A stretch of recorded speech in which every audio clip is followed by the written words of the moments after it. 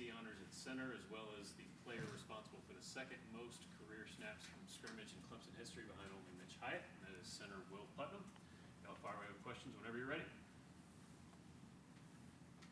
guess, Will, how much is it setting that your career's wrapping up here? It's the last South Carolina game. Yeah. I think it's a surreal moment for me, especially just playing my last home game, and just how everything went down. Playing a good opponent, beating that opponent, and then being able to kind of get carried across the field in my last home game. It was really special.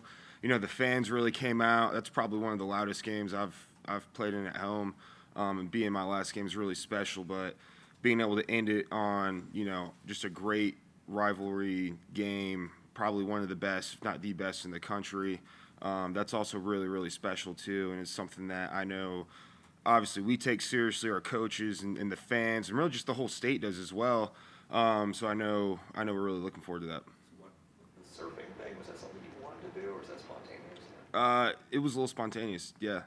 We were going, and Trent Howard, it was senior day for him too, and I just picked him up and then just kind of threw him, and then he was kind of doing it. And then he asked me, and he got someone else, and they hoisted my big ass up, and I started doing the same thing. So yeah, it was spontaneous, but it was great. Yeah. Well, you guys, obviously, it has been so long since you lost to South Carolina. Approximately how many days a year did you hear about that game since last year? I would say this, not as necessarily us as a program, because obviously it was a tough loss. Like right afterwards, it. Coaches know it. Everyone knows it. But I would say for us, it's really just because it's just a big game for our fans, for the state, just the whole community. And just whether we win or we lose, you definitely know who won the last one, right? It doesn't matter what record, who won the most in the series or anything. Like, it just all depends on who won that last game. And, yeah, definitely, we lost the last one, and that's very well known. They made it known from just how that whole game went down. And that's why we're really just looking forward to this opportunity to kind of set the record straight and do the best we can, and that's try to win another football game. Do you guys in your locker room or in the building have any sort of countdown or signage or anything that's there year-round like there was in 2014? To the South Carolina game? Yeah. No, we don't. Now, granted, we do have a place for the Palmetto Bowl trophy. We have a little thing on the wall kind of talking about the history of the game, of the rivalry and stuff like that, but we don't necessarily have a countdown just for South Carolina. Now, we do have a countdown for just our season. Our countdown of all in commitment, that we have that outside of our team meeting room, and that's just kind of counting down towards just the end of our season. Now, granted, I guess our season does end on South Carolina, but it's not necessarily representing that, more so that, this is how many days that we have to be all in and committed to the task at hand throughout the season. How do you explain how things have come together for this offensive line, the running game in the last 3 games? Yeah, I think it really proves how important momentum is. And even now, we still have guys that rotate in and out, like, Trent, like at guards, like Trent's run out there first, Harris is running out there first, but guys like Colin Sadler, Mitchell Mays coming in, doing a really great job, able to move guys around, mix and match is awesome. And then also it's great for us having just 2 really good backs back there too, because don't get me wrong, there's some times where they just make us right, and there's some times where we just make a hole so big it makes them right. So it's really there's a lot of synergy, and I think that's really important. But it's just really good to see us finally come together, that momentum. And, we always believe that, we can really get the ball moving, we can really run the ball, but it's different from once you do it and you can see it, you get results. And I think that's where we're at right now is, we believe we can, but we're also getting results, and that just makes everything easier. The rules only allow 2 preseason scrimmages, like full-scale scrimmages. Is there something to the idea that with an offensive line, without as much good on good or whatever scrimmage situations during the preseason, that it could take some time for you to establish the continuity that you were just talking about? Not necessarily, because I'll say this too. It's when we were in fall camp, our offensive line looked completely different, right? Like we had Marcus Tate, he was playing. Walker Parks, again, I mean, that's a guy who's sorely missed. I mean, we got guys stepping up doing a great job, but Walker Parks is sorely missed on the offensive line. And I think some of those, when he went down after the Duke game, you could kind of see some of those growing pains. When Marcus went down, you could kind of see some of those growing pains. So I don't really think it's necessarily us not getting enough reps, because even when we don't scrimmage, I mean, we're pretty much live every day as an offensive line. I think it was just a lot when it comes to continuity that our offensive line just looked different. Guys who, were vets, who we were really counting on, they got hurt and stuff like that. And that's why it just shows the importance of younger guys having to always know that I'm just one play away, because you really are, especially in the offensive line when it's easy for guys to get hurt and so on. So I think that was the biggest difference. You do so much mixing and matching, does it make it a little more difficult for 5 guys to gel? Not necessarily. I think it's just as long as you practice it, right? Like, I mean, if it's just the middle of the game and guys are playing that they've, didn't practice at all, it can be a little bit more difficult. But, I mean, we practice with a bunch of guys going in and out. And, I mean, we're in the same meetings. I mean, we're running the same plays. Timing can be a little bit different, but that's why you practice. So usually once we hit game day, that's not necessarily as much of a deal. It's just goes back to the number one thing is, are you doing your job and can you do it at a high level? And as long as if people can do that, then it doesn't really matter too much. Well, how much, or what can you say about the way Cade has improved over the last 3 games, and how much does that have to do with the way your offensive line is kind of? Yeah, I mean, I think he's really settled in too. I mean, really just the whole team, and I think like he's a great example of that. Just kind of has our whole offense, like starting at Notre Dame, coming through, has really just settled in and started playing really consistent football. And I think that's great for him. I think us being able to get the running game going a little bit between the offensive line, the running backs, can kind of ease some pressure with him as well. Maybe at first we weren't really getting the running game going as much as we wanted to, and that puts a lot of pressure on him because it makes it a little bit easier on defenses to defend against us. So I think us getting that going has helped him out a little bit. But I think for him, just settling in and being the guy he can be. I mean, we've all seen him make incredible plays. And as long as he just keeps on doing that, which he is, we'll be in a really good spot. And I think Clemson football will have a really bright future.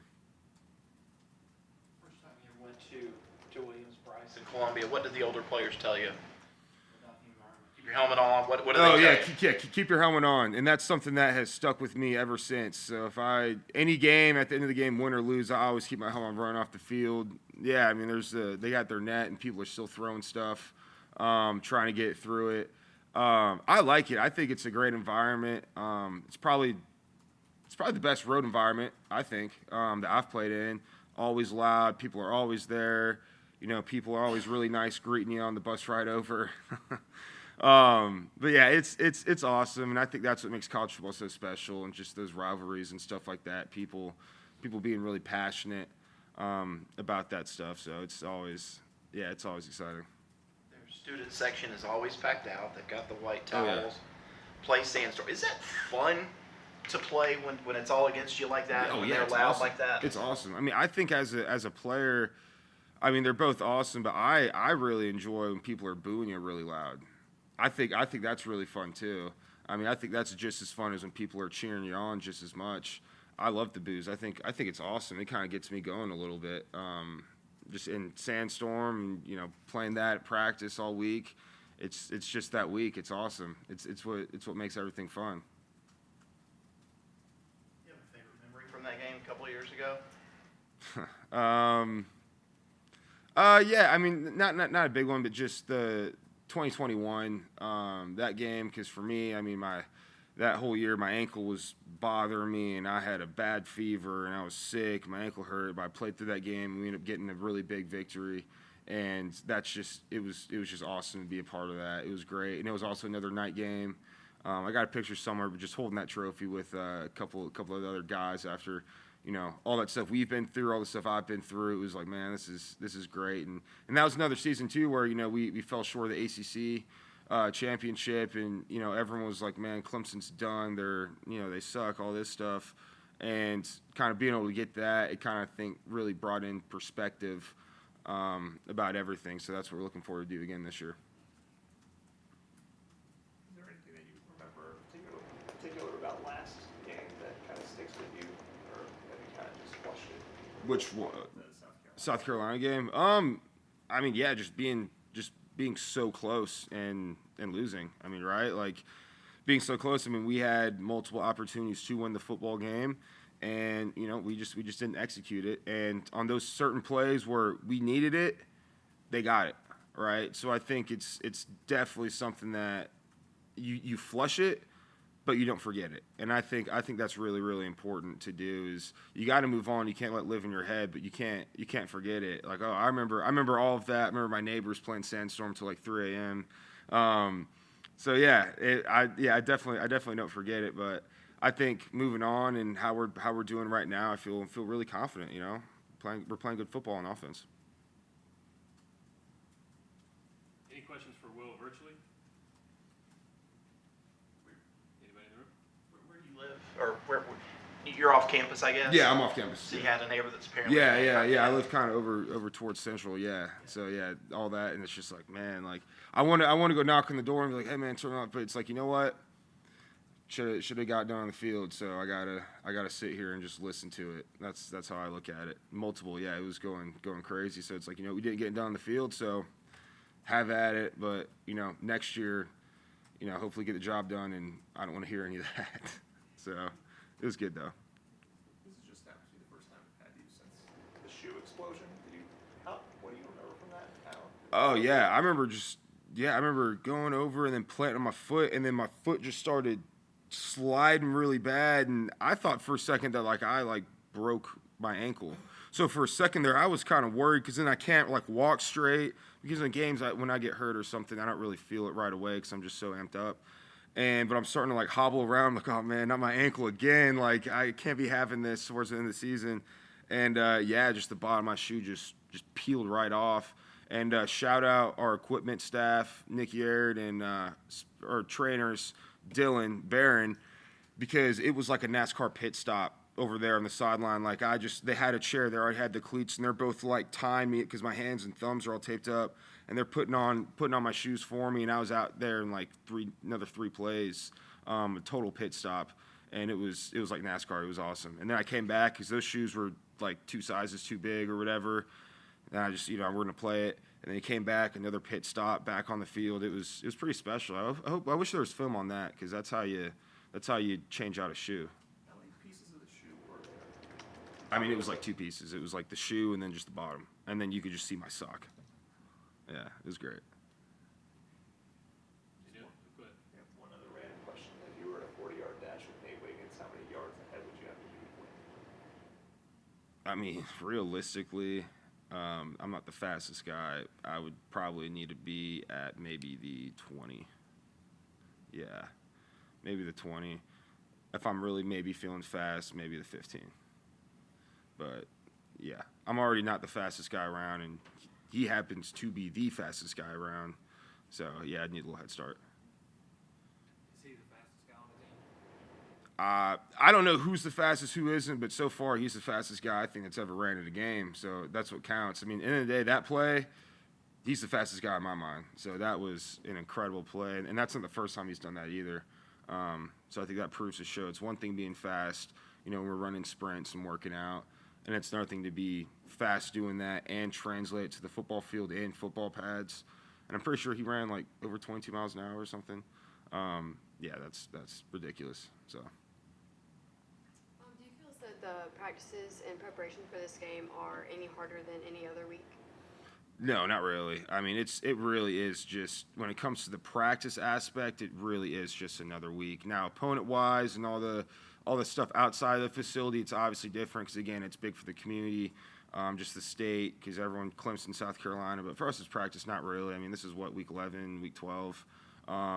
It really is just you play your game, you rinse and you repeat. I have the same routine on Mondays, same routine on Tuesday, Wednesday, Thursday, Friday, so on.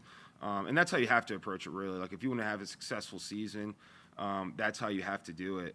But I guess the only difference is just who we're playing, being our in-state rival. But when it comes to preparation, I mean, it's all really the same each week. Anybody else? All right, appreciate you, bud. Yep, no problem.